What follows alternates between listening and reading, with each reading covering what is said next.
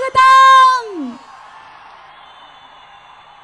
Mega power star Ram Charan Tej మొట్టమొదటిసారిగా నిర్మాతగా మారి మనకు అందిస్తున్నటువంటి సినిమా కొనిదెల ప్రొడక్షన్స్ చిత్ర నిర్మాణ రంగంలోకి ఎంటర్ అయినటువంటి cinema.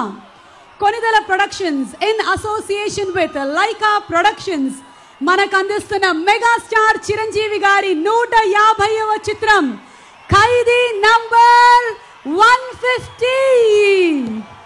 Boss is back festival కి స్వాగతం సుస్వాగతం. ఇది మెగా పండగ, మెగా సునామీ పండగ.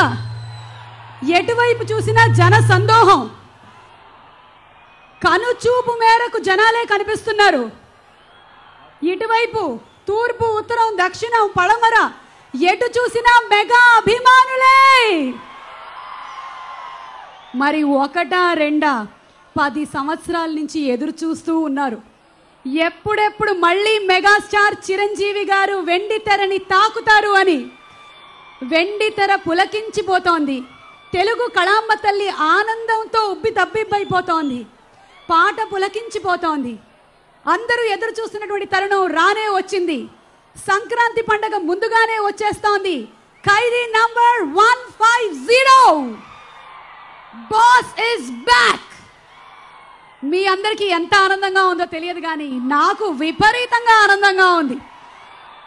ఎన్నో ఆడియో రిలీజ్ కార్యక్రమాల్లో మన మెగా పవర్ స్టార్ గారిది కానీ, పవర్ స్టార్ గారిది కానివ్వండి, స్టైలిష్ స్టార్ది కానీ, సాయి ధర్మ తేజ్, వరుణ్ తేజ్, అల్లు శిరీష్ వీళ్ళ ఫంక్షన్స్లో అంతా ఎప్పుడు చిరంజీవి గారు సినిమాలో మళ్ళీ ఎప్పుడు కనిపిస్తారు అని అడిగినటువంటి ప్రశ్నకి సమాధానం boss is back Khaidi number 150.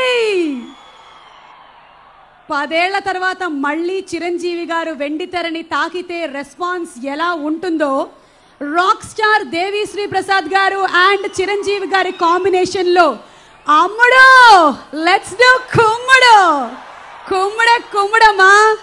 ఈ కుమ్ముడు పాటకి రెస్పాన్స్ 1 లక్ష 2 లక్షలు కాదు, 1,60,00,000 అంటే ఇది తెలుగు సినిమా చరిత్రలోనే కాదు, భారత సినిమా చరిత్రలోనే ఒక సరికొత్త